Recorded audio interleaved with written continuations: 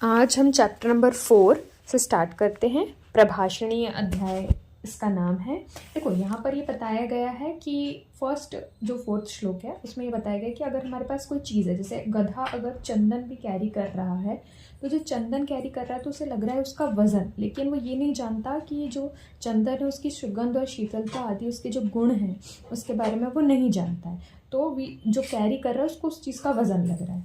ठीक है, फिर उसके बाद आचार्य ने ये जो श्लोक है एक एक पद, पाद और श्लोक का वर्णन शिष्य को करना है। मतलब उन्होंने यहाँ पर बताया है जो गुरु है हमारे, उनके मुख से कहे हुए शास्त्र को पढ़कर अनेक बार उसका ग्रंथात्म या क्रिया अभ्यास करेंगे जो चिकित्सा रूपी कार्य करता है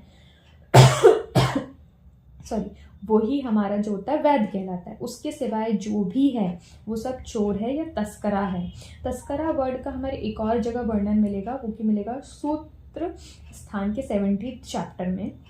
और यहाँ पर ये भी नहीं बताया कि एक ही बुक पढ़ लिया आप विद्वान बन गए। यहाँ पर नहीं बोला गया एकम शास्त्र अधिकम ना विद्या शास्त्र निश्चितम। यहाँ पर ये बोला है केवल एक शास्त्र को पढ़ने वाला मनुष्य उस शास्त्र के सिद्धांतों को ठीक नहीं जान सकता। इसलिए चिकित्सक को क्या है, पहले किसी और शास्त्र को पढ़ना है फिर आयुर्वेद पढ़ना है। मतलब एक बार आपने एक चीज़ पढ़ ली, उसको ये नहीं सोचना कि मैं इसका अब तो इस चीज़ का 30 मार्क खा बन गया, नहीं, ऐसा कुछ नहीं।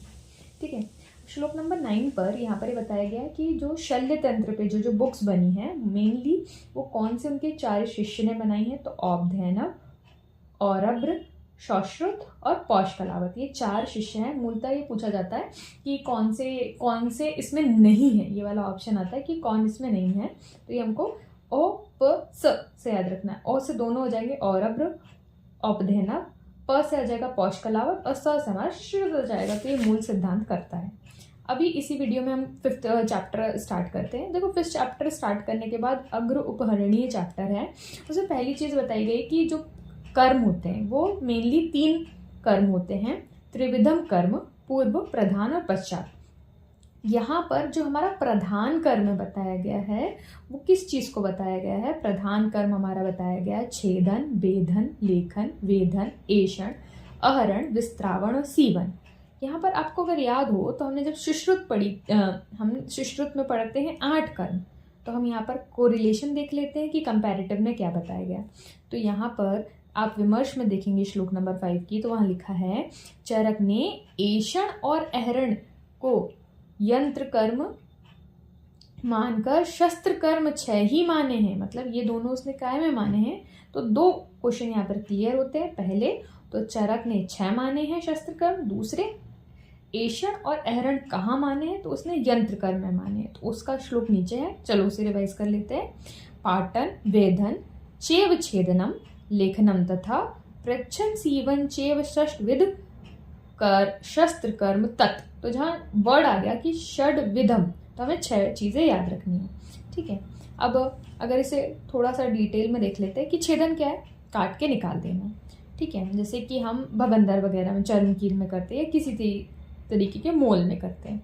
भेदन क्या है, इन सीजन यानी चीरा लगाना, सिर्फ हमने एक कट मार दिया, अब उसका पस जो है वो ड्रेन आउट होगा। लेखन क्या है, स्क्रैपिंग करना, हम उसको एक जैसे कि आई में हमारे कंक्रीशंस रहते हैं उसकी हम क्या करते हैं, स्क्रैपिंग करते हैं, खुरच देते हैं उस चीज़ को। वेदन क्या है, पंचरिंग करना, मतलब हम एक निडल लेंगे, उससे उसको क्या करेंगे, जैसे कि हम जब स्थिरा वेदन करते हैं हम क्या करते हैं, वेन को पंचर करते हैं। ठीक है, अब ऐषण क्या, प्रोबिंग, जैसे कि हम जब अपना भगंदर जब होता है तो हमारा प्रोब से उसका रास्ता फाइंड करते हैं ना कि वो कहाँ तक गया है, तो डेट इज प्रोबिंग। ठीक है, आहरण क्या है, खींच कर कोई चीज़ अंदर जो दांत फंसा हुआ है उसको हमने खींच कर बाहर निकाल दिया, दैट इज आहरण। विस्त्रावण क्या है, ड्रेनेज, जैसे पू या लसी का, रक्त का हम क्या निकालते हैं, उसको बाहर निकालना। जैसे कि अगर वॉशिंग मशीन है तो उसको ड्रेनर है कि अब भाई तुम बाहर निकलो यहाँ से। सीवन, स्ट्रिचिंग, वेरी कॉमन।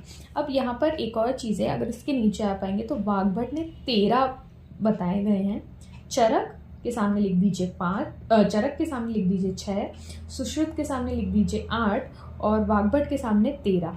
अब वाग्भट ने कौन से 13 माने हैं, यहाँ पर है उत्पाटन, कुट्टन, मंथन, दाहन और ग्रहण। अब दाहन किसने नहीं माना है, मतलब आचार्य वाग्भट से जब आएगा तो हमें अष्टांग लेकर चलनी है। ठीक है। अष्टांग कौन सी? अष्टांग हृदय लेकर चलनी। हमारे जो मेन बृहत्त्रयी हैं उसमें मेनली जहाँ आप वाग्भट देखेंगे तो हम अष्टांग हृदय देखेंगे, क्योंकि अष्टांग संग्रह तो हमारे सिलेबस में नहीं है। तो और जहाँ जहाँ वहाँ रहेगी वहाँ आप कंपैरेटिव में लिखते चलिएगा।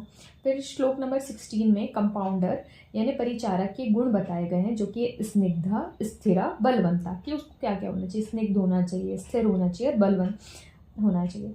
अब यहाँ पर एक कंपैरेटिव पॉइंट एक और आता है कि श्लोक नंबर जब हम 7 जाते हैं तो उसमें लिखा है कि अगर सर्जरी हो रही है, हम तो सर्जरी स्टार्ट कर चुके हैं ना, सर्जरी करने से पहले हमें उसे कैसा खाना देना चाहिए, तो हमें उसे लघु भुक्तवंता, हल्का भोजन देना चाहिए।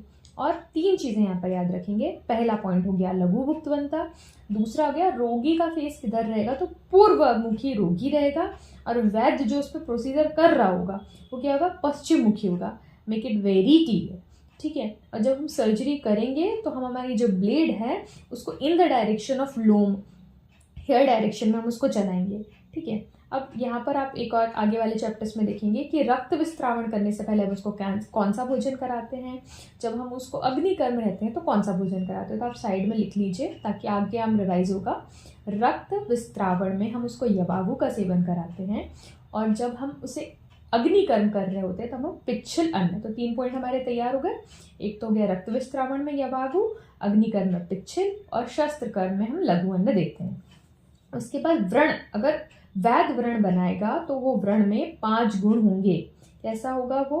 तत्र आयतो विशालः समासु विभक्तो निराश्रयः, मतलब आयत मतलब बड़ा होगा, वो इतनी ओपनिंग करेगा कि वो उसका प्रोसीजर करे, विशाल चौड़ा रहेगा, ठीक है। समः, ठीक है, सुविभक्त और निराश्रय ये रहेगा। आगे हम देखेंगे कि जब व्रण कर्म कर रहे हैं तो हमें कैसा 2 गुण है, देखो व्रण गुण है और व्रण कर्माणि शस्यते। इसमें एक चीज एक्स्ट्रा हमें याद रखनी है, जो है प्राप्त काल कृत, मतलब टाइमली हमें उसी चीजें करनी है, ठीक है। उचित समय पर किया गया व्रण चिकित्सा कर्म में श्रेष्ठ माना गया है। अब सर्जन है तो सर्जन के 6 गुण के बारे में पढ़ लेंगे। शौर्यम, आशु क्रिया, शस्त्र तैक्षिण्यम, अस्वेदनम, वेपथु, असमूहश्च वैद्यस्थ शस्त्र कर्माणि सस्यते। मतलब वैद्य में कौन कौन सी क्वालिटीज हमारे होना चाहिए, हमारे एक सर्जन में कौन कौन सी क्वालिटीज होना चाहिए, तो वो क्या रहना चाहिए, शौर्य रहना चाहिए, फटाफट उसको जल्दी काम करने वाला होना चाहिए। आशु क्रिया, शस्त्र की तीक्ष्ण धार का उचित तीक्ष्णता उसको कर ले, ठीक है, और उसके हाथ नहीं कांपने चाहिए, उसे पसीना नहीं आना चाहिए, है ना, और ही शुड बी कॉन्सेंट्रेटेड, और वो मूर्छित ना हो। दीज आर सम क्वालिटीज, है ना।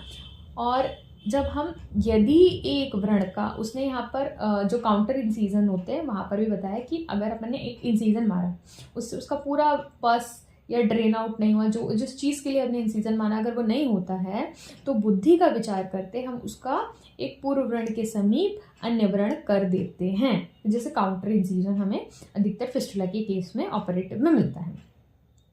अब यहाँ पर पुए की बात करी गई है कि जहाँ जहाँ पुए है वहाँ वहाँ हमें क्या करना है, इंसीजन देना है और व्रण और पुए को बाहर निकालना है व्रण देकर, क्योंकि we know it very well, pus कहीं भी चला जाता है और पस बॉडी में नहीं रहना चाहिए, जहाँ रहेगा हमें उसे दोष बोलकर उसको ड्रेन आउट करना है। यतो यतो गति विद्यात उत्क्लेशंगो यत्र यत्र च तत्र तत्र व्रणा कुर्यात् यथा दोषा नातिष्ठन्ति। दोषो वर्ड से यहाँ पर पुए को लिया गया है।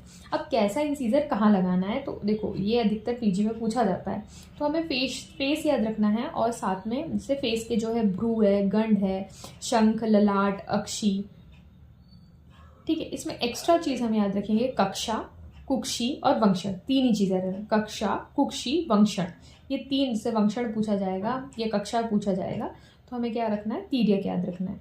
फिर उसके बाद गोल या चंद्राकार किसमें पूछा जाता है और अर्धचंद्राकार किसमें पूछा, कहाँ होगा ये पूछा जाता है। तो चंद्राकार जो है वो हस्त और पाद में होगा, पाणी पादेशु कार्येत, और अर्धचंद्राकृति वाला जो होगा वो गुद और मेड्र में होगा। वंक्षण में क्या होगा, तिर्यक होगा, और गुड और मेड्र में अर्ध आकृति वाला। इसके बाकी जितने भी होंगे उसके बारे में हमें नहीं याद रखना, इतना याद कर लिया। अब नील बाय माउथ, मतलब जब हम शस्त्र कर्म कर रहे होंगे तब उसको एनबीएम रखना है, कुछ भी नहीं खिलाना है।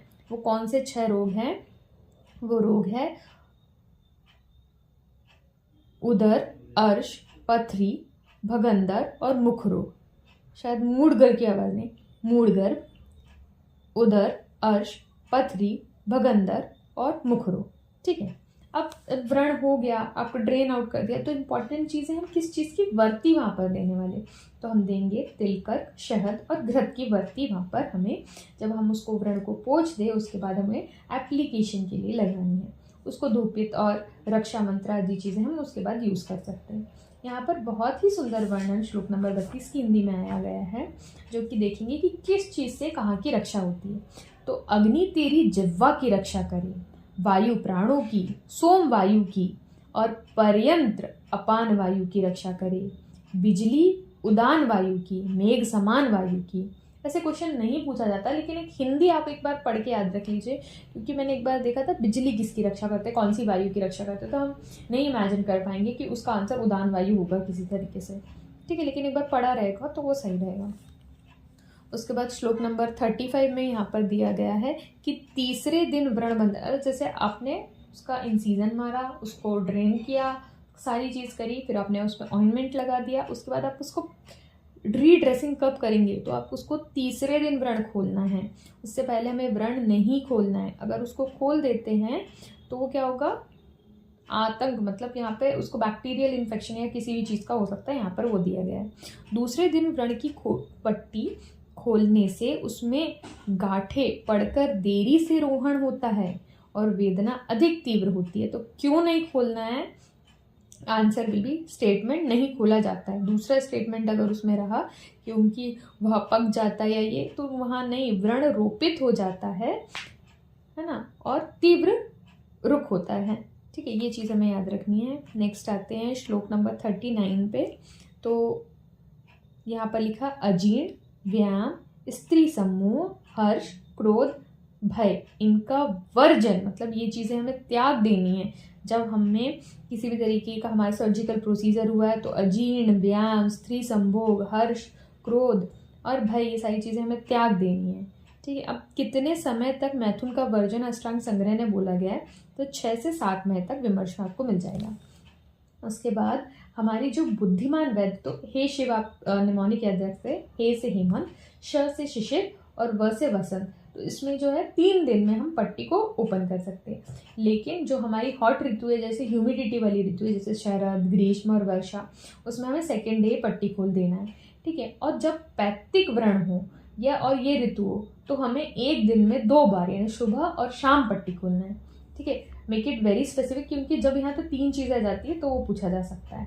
ठीक है, और फिर अगर वो हो गया तो किसी व्रण में अगर तीव्र वेदना हो रही है उसको, तो हम उसके दुख को शांत करने के लिए वहाँ पर मुलैठी के चूर्ण से युक्त किंचित उष्ण घृत से सेक करके उसकी वेदना को शांत कर सकते हैं। तो क उष्णेन यस्ति मधु, ये वर्ड हमें याद रखना है कि कहाँ है।